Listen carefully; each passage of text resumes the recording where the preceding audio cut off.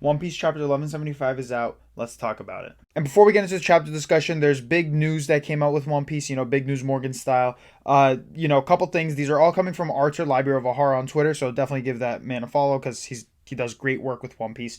Him and Sandman are the only two people I trust with One Piece news. So given that they're posting these things, or this is from Archer, I'm actually trusting the source. So shout out both the individuals. But the first news is that One Piece has now officially sold over 600 million copies worldwide, which outsells Superman's 18,000 plus issues. This is amazing news now, given all of this. One Piece is now the best selling comic of all time. Not the second best, but the best comic book of all time, or selling comic book of all time, but it is the best comic book of all time. Major milestone there. And then secondly, that apparently Oda has written the secrets of what the One Piece is, and they went out and threw it into the bottom of the sea. Not sure what to make of it. Not really much there, right? It's just this exists, kind of more of a promotional thing more than anything. So cool stuff there. And then secondly, we now have the second worldwide top 100 poll happening in One Piece. I'm going to leave a link in the description, so go ahead and vote for your favorite characters. This is something that has happened a couple years ago now, where it opened worldwide. It just used to be Japan, and now it's a worldwide thing where the poll of favorite characters, and this is top 100.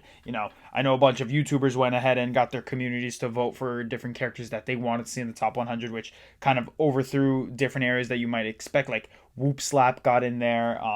I won't be doing that. I don't have that big of a following to do so. I went ahead and voted for Luffy as my first option, but you get to vote once every day. I'm planning on voting for Roger and Rox and Kuma and stuff like that. So go ahead and use the link in the description down below and let me know in the comments who you guys plan to vote on. I'm curious to see if you guys have some top fives or some crazy picks that you want to throw in there just to see that character in there. So. And for the last two things to close us off, basically, this is a big one with the release of Volume 114, the one with the Rocks Pirates on it. Oda went ahead and changed the dialogue from Big Mom. Basically, it's the scene where she says, "It's the fish fruit, I'll give this one to Katakuri." She changes that to saying, "It's the fish fruit, I'll give this one to Perospero," because apparently at that time, Katakuri had already eaten his devil fruit.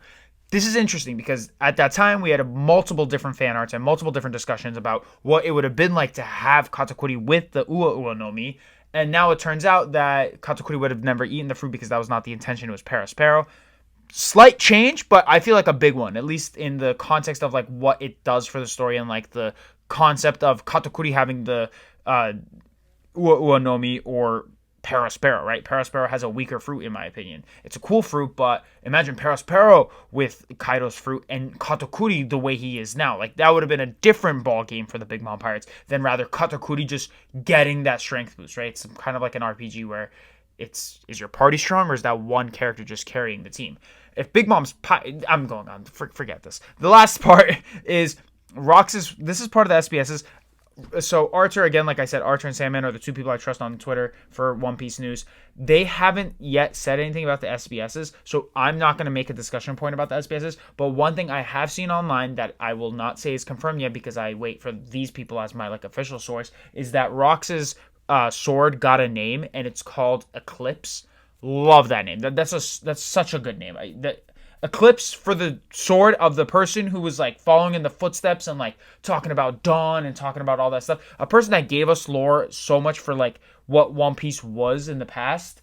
Naming his sword Eclipse, given that Luffy's the sun god and whatnot, and his son becomes like the guy that uses darkness, feels like it's setting up or like just a poetic message in the story. I love seeing that. That's a great naming from Oda there. All right, I've yapped for 4 minutes now, and I haven't even talked about the chapter yet. Let's talk about 1175. We start off with Sanji rescuing Robin in a very knightly way, right? He cuts down the thorns with his flames. Jinbei makes comments about it, how it must be like resistant, or it must not be heat resistant, vulnerable to heat. And then, we get to see everything. We get to see how Loki looks. He looks amazing. I mean, we've gushed about it so much.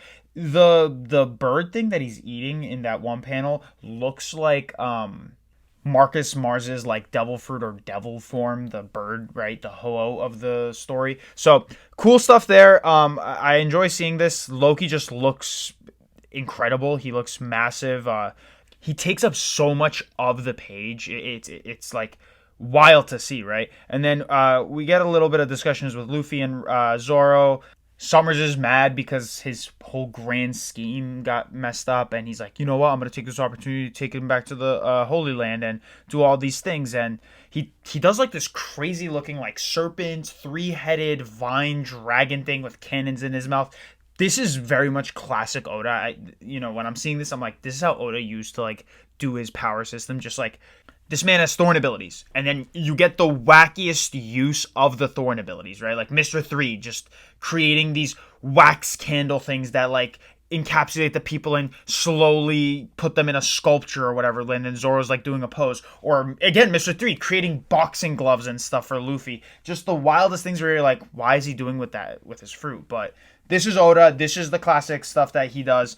So interesting. Summers ends up, loving seeing this because the kids start defending the parents, and then he's like, oh my god, this is the sweetest thing ever, and blah blah blah, the crazy weird thing that Summers does. And basically through all of this, right when he's about to do the attacking, Zoro comes in and saves the day. Shout out Zoro. And then Luffy, this was wild. This, outside of like the craziest stuff that happens in this chapter, this was like one of my favorite moments. Very much action packed in this chapter, and just getting to see like some resolution to things. Luffy picks up the lightning. It already looks sick, right? He's in the air with the lightning, just like he was with Kaido. This is like, it's getting to become iconic, seeing Luffy grab these lightnings. Like, Oda needs to draw this more. It's something that I'm enjoying way too much, but Luffy going into the clouds and snatching a lightning just to bring down with him is one of the coolest things he's done recently, with the starting where it was with Kaido and now this. And then Luffy starts aiming it at Summers with his like fingers. He creates a circle with it, which is very much reminiscent of the Gears 2 thing where he would put out his hand and use like basically the L shape he would create with his left hand to punch, right? He's like aiming at the person, and then from that he encapsulates or just basically infuses his fist with the lightning he picked up to do a Dawn Thor Rifle. We're getting upgrades to Red Hawk like we've never seen before. I don't even know how Oda's coming up with these. I mean, this is just insane stuff. And then you go into the flip of the page is a wild imagery of Summers getting completely destroyed. You guys are seeing the panel. This is disturbing to look at. I'm seeing a man's face get ripped up, destroyed, teeth falling out, tongue out, eyes flying out, face ripped in half. Like, this is, if this guy wasn't immortal, this would be a very brutal scene in any manga. But given that he is immortal, we're kind of just seeing it like this guy just got broken apart and he's going to get back together. It's not big of an issue. But if this man was not immortal, this is a very gruesome way to go out. Luffy just punches through him, and then everyone loves it. One of my favorite moments, and a moment I've been waiting for a while, is the fact that the nation of Elbaf finally see Luffy in his all-white form, right? In his sun god form. And they start looking at him and they're like, that's it, like the warrior of liberation. He has finally returned.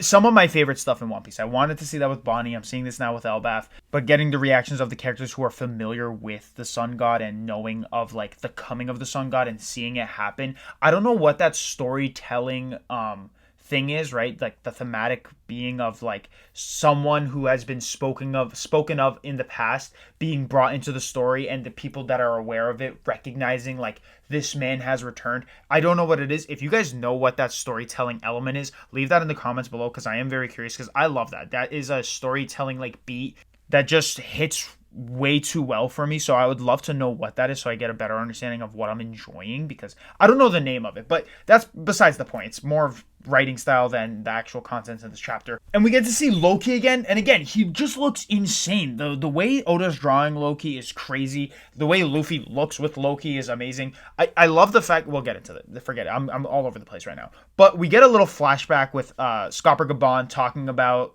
the treasure of Elbaf with Chief Jarl, and they discuss how basically it's the dragon fruit, which is very interesting and something to take note of. Kaido's fruit, like I discussed in the beginning of this video, Kaido's fruit was never the dragon fruit. It was the fish fruit. But now we're getting the fruit of Loki, which is the dragon fruit, which is actually not the first time we're getting dragon fruits. Remember that dragon fruits are used for the reptiles in One Piece. So basically, or I'm calling them reptiles, but like X-Drakes. It's the Allosaurus. It's the Dragon Fruit model Allosaurus. And I believe, correct me if I'm wrong, but Sasaki and Ulti and Page One all have Dragon Fruits of their dinosaurs. So this is not a new typing of Devil Fruit. A Dragon is not new, but the mythical type of, what Loki is, which is the Nidhogg, that is very much brand new.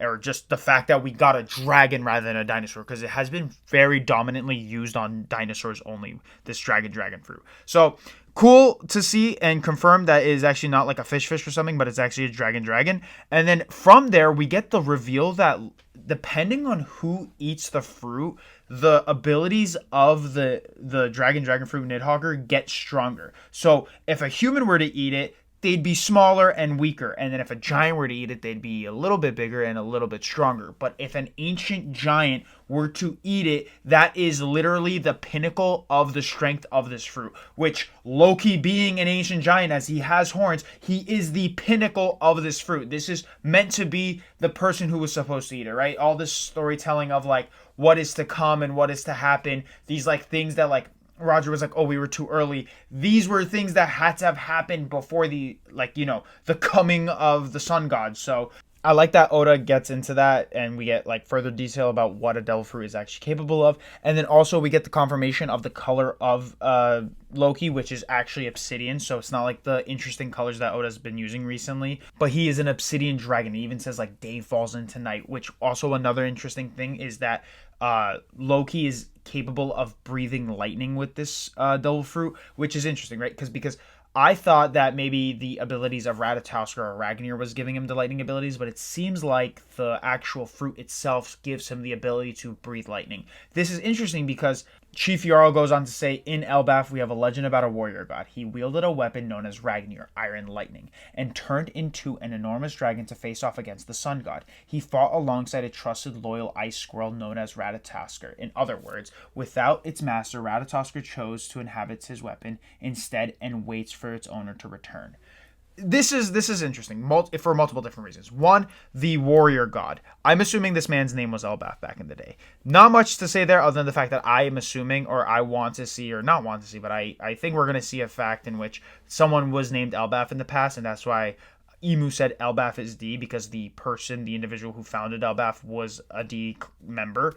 And then from there, the fact that it says that Ratatoskr was the one that wields ice, as the lightning side of things comes from the dragon or the weapon itself. I don't know. It's strange, right? He wielded a weapon known as Ragnir, Iron Lightning. Does that mean that the weapon itself had lightning abilities? And then Loki, the dragon form, has lightning abilities. Ratatoskr was an ice squirrel that was able to use ice abilities.